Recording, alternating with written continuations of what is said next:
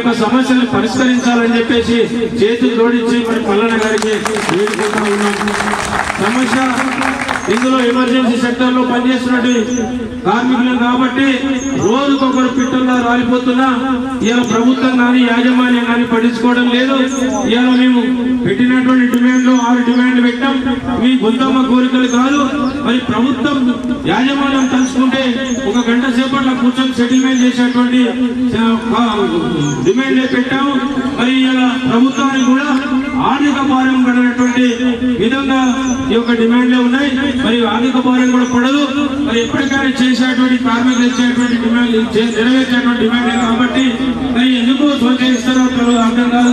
మరి emergency sector లో పనిచేసినటువంటి కార్మికులు, నిత్యం ప్రాణాలకు తెగించి పనిచేసేటువంటి కార్మికులు, ఇవాళ పరిశ్రమలకు కానీ ఇవాళ రైతులకు కానీ తెలంగాణ నిత్యం 24 గంటలు సర్వీసులు ఇచ్చే ఈ ప్రభుత్వానికి కూడా మంచి పేరు చేస్తున్నటువంటి కార్మికులు ఎవరైనా ఉన్నారంటే ఈ ఆర్టిజన్ కార్మికులే. నిత్యం కరెంటుతో పోరాడి 24 గంటలు పనిచేస్తూ ఇవాళ 8 రోజుల్లో మిగిలినప్పటి వారి యొక్క నినాదాన్ని ఇస్తున్నప్పటికీ కూడా మరి ప్రభుత్వం కానీ యాజమాన్యం కానీ పట్టించుకోవడం లేదు.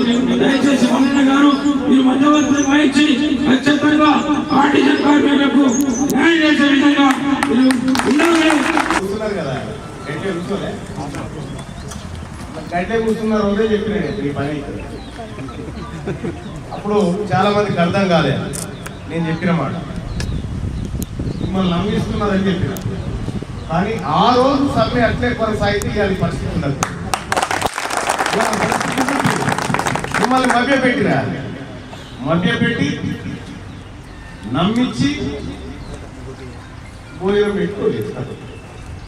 ఆయన చెప్పింది ఒకటి, తెల్లారి జీవోలు ఇంకొకటి. తీరా చూస్తే ఈ పరిస్థితి. ఇవాళ ఇందులో చేసేటువంటి డిమాండ్లో కొత్త డిమాండ్లు ఏమీ లేవు. అన్ని గతంలో చర్చించుకున్న డిమాండ్లు. గత ప్రభుత్వం ఉన్నప్పుడు వీళ్ళు ప్రతిపక్షంలో ఉన్నప్పుడు వీళ్ళు చెప్పిన ముచ్చండి. నేను మన కార్మిక సోదరులు చాలాసార్లు నాకు రిప్రజెంటేషన్ ఇస్తే ఇదే అంశాన్ని తీసుకొని నేను శాసన పరిషత్లో మాట్లాడాను. ఇలా సంగతి ఏంటి, మీరు చచ్చిపోతా ఉన్నారు, మీకు ఇచ్చిన హామీలు ఎందుకు నెరవేర్చలేరనేటువంటి విషయాన్ని ఈ ప్రభుత్వం దృష్టికి తీసుకుపోయాను. విద్యుత్ శాఖ మంత్రి గారు, డిప్యూటీ సీఎం గారు అక్కడే ఉన్నారు. ఆయన లేచుడే లేదు, సమాధానం చెప్పుకోలేదు. పుట్టిన పేర్లు ఆయన చూస్తారు. తర్వాత నన్ను అడుగుదామన్నటువంటి విషయంలో ఒకసారి చైర్మన్ గారు చాంబర్ కాడికి పోయినా ఏది మరి ఇలా పరిస్థితి ఏంటంటే అది కాదయ్యా మీరు చేయలేమని చెప్పి చేయలేమని ఎందుకు చెప్పిన కదా. ఎవరికైనా కొడతా అంటే భయం ఉంటుంది, పెడతా అంటే ఆశ. మీరు చేస్తా అని చెప్పారు కదా, మీరు చేస్తా అంటేనే కదా ఇవాళ విద్యుత్ కార్మికులంతా కాంగ్రెస్ పార్టీకి అండగా నిలబడి ఇలా ఈ ప్రభుత్వాన్ని తీసుకొచ్చింది. మరి మీరు చేస్తా అని చెప్పి మోసం చేయడం ఇప్పుడు తప్పు అవుతుంది అని చెప్పారంటే ఆ టాపిక్ తప్ప ఇంకేదని చెప్పారు. నేను చెప్పిన ఆ టాపిక్ మీకు తలబడి పెడతాను చూడండి. ఇవాళ ఆర్టిజన్ కార్మికులంతా ఏమో ఉన్నారు, పబ్లిక్ లో చాలా మంది ఇల్లు తిరుగుతూ ఉంటారు, చాలా మంది ప్రజలతో సంబంధాలు ఉంటాయి. వచ్చినోడికి వీళ్ళు ముచ్చట ఎక్కువ పెట్టినాం పోయి మోసకాలని ఒకటి చెప్పాను. ఈ ప్రభుత్వం పోతుంది ప్రధానంగా 6 డిమాండ్లు పెట్టినారు. ఏపీఎస్సీబీ రూల్స్ వర్తింపజేయాలని చెప్పి చెప్తా ఉంటారు. ఏపీలో ఉన్నట్టే మనం తెలంగాణ రాష్ట్రం వచ్చి కూడా అంత 12 ఏళ్ళే కదా, 12 ఏళ్ళే అయిపోయింది. 12 ఏళ్ల కింద రూల్స్ వాడమంటేనే వాడు. ఎప్పుడో ఎక్కడున్నటువంటి రూల్స్ తీసుకొచ్చి మనం కూడా పెట్టింది. బ్రిటిష్ కాలం నాడు ఎమ్మెల్యేల జీతం ఇట్లే ఉందా? బ్రిటిష్ కాలం నాడు ఇట్లే ఉందా ఎమ్మెల్యేల పరిస్థితి? మరి ఎందుకు మారింది? మరి రాజకీయ నాయకుల బతుకులేమో మారుతాయి, కార్మికుడి కష్టాలేమో బ్రిటిష్ కాలంతో ముడబడి ఉంటాయా?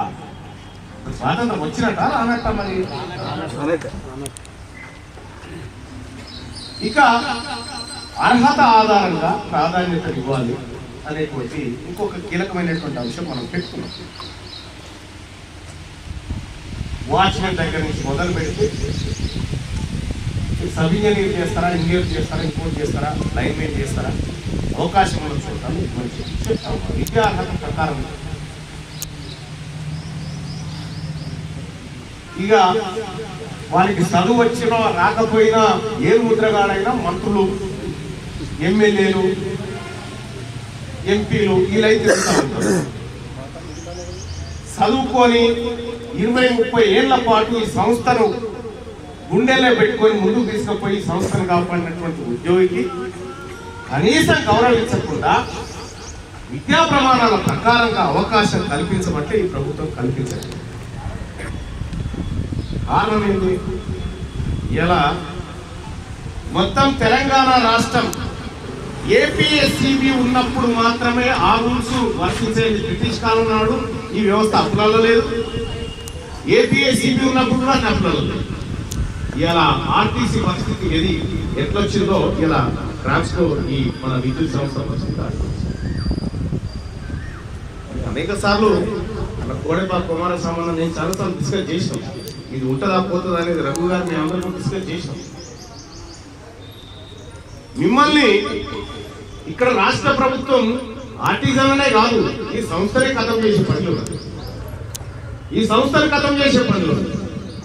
కానీ ఒక విషయం అయితే గుర్తుపెట్టుకోండి సోదరు, ఇలా 8 రోజుల నుంచి సమ్మె చేస్తుంటే అర్ధాకలతో చెట్ల కింద కూర్చొని టెంట్ల కింద కూర్చొని హక్కుల కోసం డిమాండ్ చేస్తుంటే ఈ ప్రభుత్వం నుంచి ఇప్పటి వరకు ఒక ప్రకటన రాకపోవడం సిగ్గుచేయండి. ఈ ప్రభుత్వానికి సిగ్గుచేయండి. అలాగే మరి ప్రతిపక్షం ఏమైందా అంటే కలిదల్లిలోనే వాడాలి, ఈ కార్యక్రమానికి అంగీకారం ఆడాలి. వాడు రాడు, వీడు చెయ్యడు.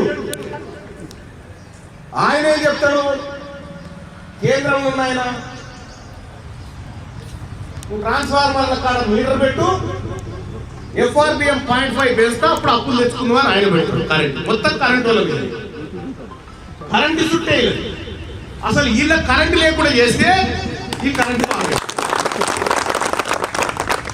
ఇవాళ కాంగ్రెస్ పార్టీ అధికారంలోకి వచ్చిందంటే ఈ విద్యుత్ కార్మికుల శ్రమ లేదా, ఈ ఆర్టిజన్ల శ్రమ లేదా? ఈ సమస్యను ఎత్తి చూపే కదా నువ్వు ఆయన ఊరు తిరుగుకుంటా ఆర్టిజన్లకు అన్యాయం జరిగిందని చెప్పి ముఖ్యమంత్రి రేవంత్ రెడ్డి గారు, ఇప్పుడున్నటువంటి ముఖ్యమంత్రి గారు చెప్పింది ఇదే కదా. ఏమైంది బట్టి గారు? ఎంతో మంది ఇప్పుడు మంత్రులుగా ఉన్నటువంటి వాళ్ళు ఆర్టిజన్ల గురించి మాట్లాడి తీరా వాళ్ళ అధికారంలోకి వచ్చిన తర్వాత మోసం చేసేటువంటి కార్యక్రమానికి తెరలేపినంటే వీళ్ళ నైజం ఏందో బయటపడ్డది వాళ్ళు. అందుకోసమే తీన్మార్ మల్లన్నగా మీ సోదరుడిగా చెప్తా ఉన్నా, ఏడికైతే గాడికైతే కూర్చుందాం, కూర్చుందాం, ఎందుకు రాదో చూద్దాం. రాదనుకున్న స్వాతంత్రమే వచ్చే, రాదనుకున్న తెలంగాణనే వచ్చే, ఇది కాదా? కాబట్టి తెలంగాణ రాష్ట్రంలో ఉన్నటువంటి సమ్మెలో ఉన్నటువంటి ఆర్టీసీ మన ఆర్టిజన్స్ ఎవరైతే ఉన్నారో వాళ్ళందరికీ నేను చెప్తా ఉన్నా, నేను నా పదవిని అడ్డం వేస్తా కానీ మీ ఉద్యోగాలు పోలీసు అవసరమైతే తీర్మానం వలన ఎమ్మెల్సీ పదవిని అడ్డుగా వేస్తాడు తప్ప మీ ఉద్యోగాలు పోయినా మీ మీద ఈగ వాళ్ళని ప్రమాణం చేస్తారు. న్యాయం జరగాల్సిందే. ఈ బిడ్డలను కూడా ఏపీఎస్సీ రూల్స్ వర్తించాల్సిందే, వీళ్ళ బతుకులు కూడా మార్చాల్సిందే అని నేను డిమాండ్ చేస్తాను. 8 రోజులు అయింది, మిమ్మల్ని తొలగిస్తామని ఒక ఆయన అంటాడు, ఒక ఆయన అయిపోయింది లెటరే పంపుతున్నామని అంటాడు. నువ్వేంద్రా పోయి తొలగించేది, నిన్నే లేకుండా చేస్తామని,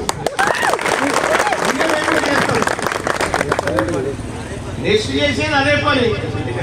అందుకోసమే నేను ఇవాళ ఈ భువనగిరి ప్రాంతంలో ఉన్నటువంటి ఆర్టిజన్ సోదరులకు అండగా నిలబడి నేను ఉన్నా, మీ తరఫున పోరాడడానికి ఎంతకైనా తెగించడానికి నేను ఉన్నా. మీరు ధైర్యంగా ఉండండి, మీరు ఈ పోరాటాన్ని ముందుకు తీసుకుపోండి. ఇదే కాదు, ఇక్కడే కాదు, దీన్ని హైదరాబాద్ కేంద్రంగా కూడా ఉద్యమంగా మలుద్దాం. హైదరాబాద్ కేంద్ర ఉద్యమంగా మలుద్దాం. ఎందుకు రాదో చూద్దాం. మరి మీరంతా ఎవరు ఏం భయపెట్టినా, ఎవడు ఎన్ని బుజ్జగింపులు చేసినా, ఎవడు ఎన్ని సర్క్యులర్లు జారీ చేసినా ఎట్టి పరిస్థితిలో భయపడకండి, ఎట్టి పరిస్థితిలో వెనుదిరగకండి. ఒక్కసారి దిగినాం, ఇక నిండ మునిగినోటి సరే లేదు. ఒక్కసారి దిగినాం కథం. సోదరులారా, నేను ఉత్తగా చెప్పట్లేదు ఈ మాట. ఖమ్మంలో వెలుగుమట్ల కాడ పేదోళ్ళ ఇండ్లు కూడా కొడితే నేనే అక్కడికి పోయి ఆ ప్రజలకు ప్రామిస్ చేసిన, ఇలా గజం భూమి పోనీయా, ఇళ్ళనే మీకు పట్టాలు ఇప్పించి ఇల్లు కట్టిస్తా అని చెప్పి మన పట్టాలు కూడా పంచొచ్చిన. అలాగే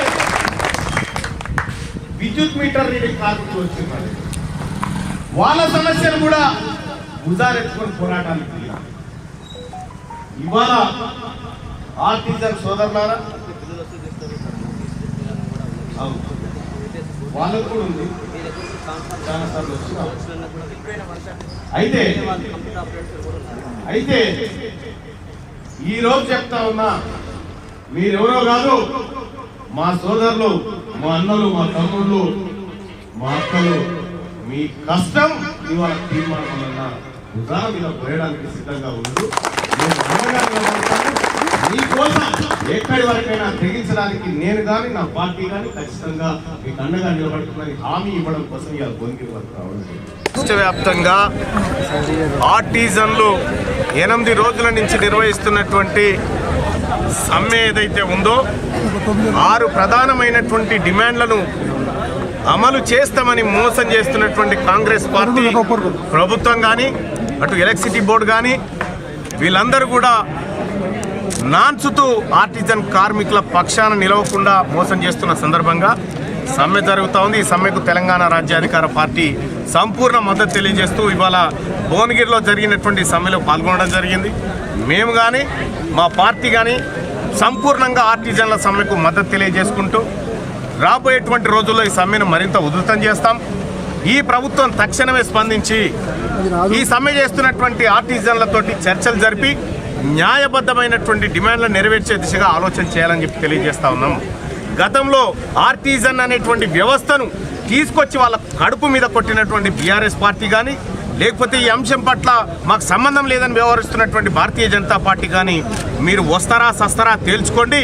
ఇది నిజంగా ఒక ప్రజా ఉద్యమంగా మారి రేపు ఈ రాష్ట్ర ప్రభుత్వాలను పెకిలించేటువంటి పరిస్థితి తెచ్చుకోవద్దని చెప్పి డిమాండ్ చేస్తూ తెలంగాణ రాష్ట్ర వ్యాప్తంగా ఎవరైతే ఆర్టిజన్లు సమ్మెలో ఉన్నారో వాళ్ళందరికీ మా సంఘీభావం తెలియజేసుకుంటూ ఈ ఉద్యమాన్ని మరింత శక్తివంతంగా ముందుకు తీసుకుపోయి మా హక్కులను మేము సాధించుకుంటాం. మా కార్మికులకు దక్కాల్సినటువంటి ప్రతి హక్కును ఖచ్చితంగా పరిరక్షించుకుంటామని చెప్పి తెలియజేసుకుంటూ ఆర్టిజన్ కార్మికులకు ధైర్యంగా మేమున్నాం, తెలంగాణ రాజ్యాధికార పార్టీ ఉందని చెప్పి తెలియజేస్తాం. ఇలాంటి మరిన్ని వీడియోల కోసం మా యూట్యూబ్ ఛానల్ను లైక్ చేసి సబ్స్క్రైబ్ చేసుకోండి.